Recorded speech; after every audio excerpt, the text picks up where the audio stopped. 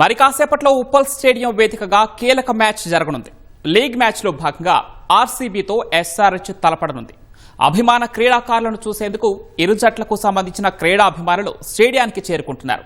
ఇక మ్యాచ్కి full demand ఉండటంతో బ్లాక్ టికెట్ల దందాకు నేరగాళ్లు తెరతీశారు. స్టేడియం పరిసర ప్రాంతాల్లో తిరుగుతూ టికెట్లు అమ్ముతున్నారు. ఈ దందాపై ఎస్ఓటీ పోలీసులు ప్రత్యేక నిఘా పెట్టారు.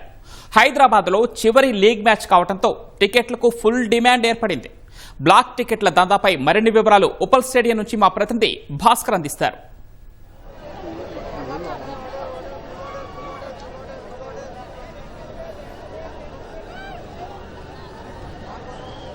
ఉప్పల్ స్టేడియం వేదిక హై వోల్టేజ్ మ్యాచ్కి సమయం ఆసన్నమైంది. ఏదైతే ఈ ఐపీఎల్ సీజన్లో టాప్ ప్లేస్లో ఉన్నటువంటి అటు ఆర్సీబీ కావచ్చు, ఇటు ఎస్ఆర్హెచ్ కావచ్చు, రెండు టీంలు ఈ మ్యాచ్లో కీలకంగా తలబడబోతున్నాయి.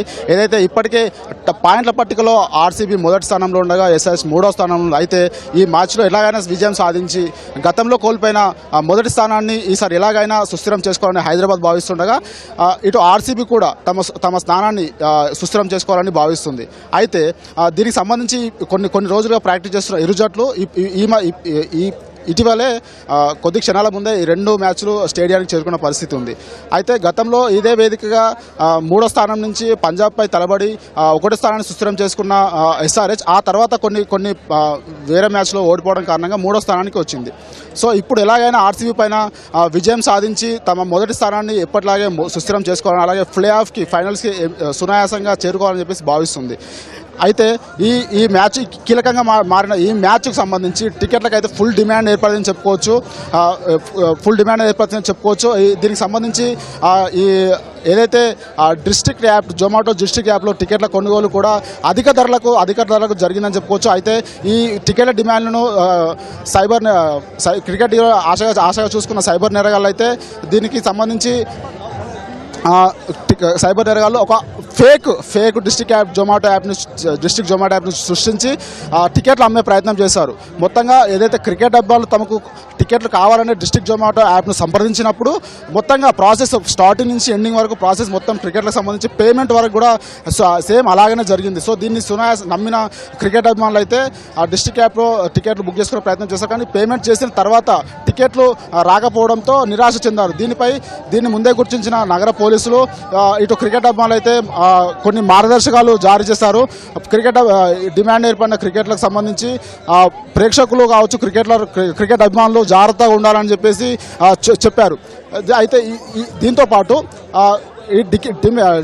టికెట్ల డిమాండ్ను ఆసరాగా చేసుకున్న కొందరు కేటుగాళ్ళు స్టేడియం పరిసర ప్రాంతాల్లో కూడా క్రికెట్ అభిమానులు తరచాడుతూ వాళ్ళ వద్దకు వెళ్ళి మీకు టికెట్ ఉంది, బ్లాక్ టికెట్ అమ్ముతున్నామని చెప్పేసి ఒక్కొక్క టికెట్ను 1500 రూపాయలు విలువ చేసే టికెట్ను దాదాపు 8000 రూపాయలకు అమ్మిన సందర్భాలు కూడా ఉన్నాయి.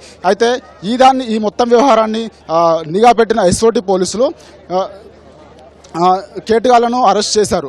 కేటుగాళ్లను నిన్న ఇద్దరిని, ఈరోజు 5గురిని అరెస్ట్ చేసి స్థానికంగా ఉన్నటువంటి ఉప్పల్ స్టేడియంలో ఈ కేటుగాళ్లను అయితే ఉప్పల్ పోలీసులకు అప్పగించారు. సో మొత్తంగా ఈ కీలకంగా మారిన మ్యాచ్కు సంబంధించి దీంతో పాటు ఈ లీగ్లో హైదరాబాద్లో జరిగే చివరి మ్యాచ్ కావడంతో పోలీసులు కూడా చాలా అప్రమత్తంగా ఉన్నారు. మొదటి నుంచి ఈ మ్యాచ్కి సంబంధించి ఎలాంటి అవాంఛనీయ ఘటన జరగకుండా జరిగిన ఈ మ్యాచ్లు ఈరోజు కూడా చివరి మ్యాచ్ను కూడా అంతే అవాంఛనీయ ఘటన జరగకుండా ఈజీగా అందరికీ ఎవరికి ఎలాంటి ఇబ్బంది కాకుండా అన్ని రకాల ఏర్పాటు చేశారు. అటు మల్కాజ్గిరి సిపి సుమతి కూడా దాదాపు 2000 పోలీసు బందోబస్తుతో ఈ స్టేడియం చుట్టుపక్కల దాదాపు 2000 బందోబస్తుతో నిఘా అయితే ఉంచారు. ఇటు ఎస్ఓటీ పోలీసులు, అటు మల్కాజ్గిరి కమిషనర్ సంబంధించిన పోలీసులు, దాంతోపాటు ట్రాఫిక్ పోలీసులు కూడా ఇక్కడ మొత్తంగా బందోబస్తు నిర్వహిస్తున్న పరిస్థితి. దీంతోపాటు అశ్విక దళానికి సంబంధించి కూడా సపరేట్ వింగ్ను ఏర్పాటు చేసి స్టేడియం చుట్టుపక్కల అశ్విక దళం ఒక 4 అశ్వికాలను ఏర్పాటు చేసి అశ్విక దళాన్ని ఏర్పాటు చేసి స్టేడియం చుట్టూ రౌండ్ కొట్టించిన పరిస్థితి ఉంది. ఇదిలా ఉంటే ఈ కీలక మ్యాచ్కి సంబంధించి ఇది హైదరాబాద్లో లాస్ట్ మ్యాచ్ కాబట్టి క్రికెట్ అభిమానులు అయితే మొత్తం ఒక వేలాదిగా తరలివస్తున్న, మొత్తంగా ఇది చివరి మ్యాచ్ కావడంతో ఇటు వేలాది మంది స్టేడియాన్ని చేరుకున్న పరిస్థితి. ఇటు పోలీసులు కూడా ఎలాంటి అవాంఛనీయ టికెట్లకు డిమాండ్ ఏర్పడడంతో కేటీఆర్లు అప్రోచ్ కాకుండా ఒక స్టేడియం పరిసరాల్లో ఒక విధంగా 144 సెక్షన్ అయితే అమలు చేస్తున్న పరిస్థితి అయితే చూస్తున్నాం. సో ఎలాంటి గుమ్మిగూడిన పరిసర ప్రాంతాల్లో ఎవరిని గుమ్మిగూడగానే వాళ్ళని చెదరగొడుతూ ఎలాంటి అవాంఛనీయ ఘటనకు చోటు చేసుకున్న పరిస్థితి ఉంది. సో దీనికి సంబంధించి కొందరు క్రికెట్ అభిమానులు మనతో ఉన్నారు, వారిని మాట్లాడించే ప్రయత్నం చేద్దాం. సో చెప్పండి, ఈరోజు మ్యాచ్ ఎలా ఉండబోతుంది అనుకుంటున్నారు? నాకు తెలిసి ఈరోజు స్కోర్ ఎక్కువ రాబోతుంది, ఎందుకంటే ఎస్ఆర్హెచ్ ఫస్ట్ బ్యాటింగ్ చేస్తే ఫ్లాట్ పిచ్ కాబట్టి మన వాళ్ళు ఎక్కువ కొడతారు. సో ఆర్సీబీ చేయలేకపోవచ్చు అని నేను అనుకుంటున్నాను. ఇప్పుడు ప్రస్తుతానికి 2 టేబుల్ టాప్లోనే ఉన్నట్టున్నాయి కాబట్టి నాకు తెలిసి బాగుంటుంది ఈరోజు మ్యాచ్.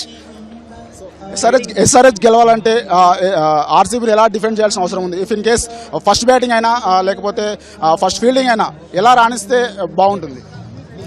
నాకు తెలిసి ఎస్ఆర్హెచ్ ఫస్ట్ బ్యాటింగ్ అయితే చాలా బాగా పెర్ఫామ్ చేస్తారని అనుకుంటున్నాను. బట్ ఆర్సీబీ ఎస్ఆర్హెచ్ అయితే చేజింగ్ అప్పుడు కొంచెం ఫంబుల్ అవుతారు, అందుకని చెప్పి మన వాళ్ళు ఫస్ట్ బ్యాటింగ్ చేయాలి. ఒక మినిమం 240-250 కొడితే గెలుస్తారు అని చెప్పి నేను అనుకుంటున్నాను. సో ఇది మొత్తంగా ఇది హైదరాబాద్లో చివరి మ్యాచ్ కావడంతో అటు క్రికెట్ అభిమానులు అయితే కొంచెం ఫుల్ జోష్ ఏర్పడిందని చెప్పుకోవచ్చు. హైదరాబాద్ హై వోల్టేజ్ మ్యాచ్గా పేర్కొనబడే ఈ మ్యాచ్లో అటు ఎస్ఆర్హెచ్ ఫ్యాన్స్ కావచ్చు, ఇటు ఆర్సీబీ ఫ్యాన్లు కావచ్చు, తమ అభిమాన జట్లు గెలవాలని చెప్పేసి కోరుతున్నారు. ఇటు స్టేడియం మొత్తంగా ఎస్ఆర్హెచ్ నినాదాలతో పాటు ఆర్సీబీ నినాదాలు, అలాగే కోహ్లీ నినాదాలు, అలాగే ఏదైతే ఈసారి కప్ నమ్దే అనే నినాదాలు చూస్తున్న పరిస్థితి. ఇంకో విషయం ఏంటంటే హైదరాబాద్ సొంత గ్రౌండ్ అయినప్పటికీ ఎస్ఆర్హెచ్ జెర్సీలతో పాటు అత్యధిక మంది ఆర్సీబీ జెర్సీ దర్శించిన పరిస్థితి చూస్తున్నాం. దాంతోపాటు కోహ్లీ నెంబర్తో కూడిన జెర్సీలు కూడా అత్యధిక మంది ధరిస్తున్న పరిస్థితి అయితే చూస్తున్నాం. సో మొత్తంగా దీంతో పాటు ఈ క్రీడలో డ్రగ్స్ రహితంగా మార్చాలని భావిస్తున్న తెలంగాణ రాష్ట్ర ప్రభుత్వం ఈ యొక్క సందర్భాన్ని ఉపయోగించుకొని యువకులు డ్రగ్స్ బారిన పడకుండా చూసేందుకు ఇక్కడ ఒక ప్రత్యేక క్యాంపెయిన్ అయితే ఏర్పాటు చేశారు. సో యువకులు ఎవరైతే ఐఎమ్ యాంటీ డ్రగ్ సోల్జర్ అనేలా ఒక ప్రత్యేక క్యాంపెయిన్ చేస్తారు. దీనికి సంబంధించి ఒక కాలేజీ విద్యార్థులను సెలెక్ట్ చేసుకొని కాలేజీ విద్యార్థుల్లో క్యాంపెయిన్ సెలెక్ట్ చేసి ప్రతి ఒక స్టేడియానికి వస్తున్న ప్రతి క్రికెట్ అభిమాని వాళ్ళు సంప్రదించి సో వాళ్ళ యొక్క సిగ్నేచర్స్ అక్కడ పోస్టర్ పైన సిగ్నేచర్ చేపిస్తున్న పరిస్థితి అయితే చూస్తున్నాం. I'm not a anti drug soldier అని చెప్పేసి ప్రతి ఒక్కరు క్యాంపెయిన్ నిర్వహిస్తూ డ్రగ్స్ రహిత రాష్ట్రంగా ఉండాలి అని ఇక్కడ విద్యార్థులు కూడా సో ప్రయత్నిస్తున్న పరిస్థితి. సో కొంతమంది విద్యార్థులు ఏదైతే యాంటీ డ్రగ్ కోసం పోరాడుతున్న కొంతమంది విద్యార్థులు మనతో ఉన్నారు, వాళ్ళతో మాట్లాడే ప్రయత్నం చేద్దాం. సో చెప్పండి, ఈ యాంటీ డ్రగ్ కోసం మీరు ఎలా కృషి చేస్తున్నారు?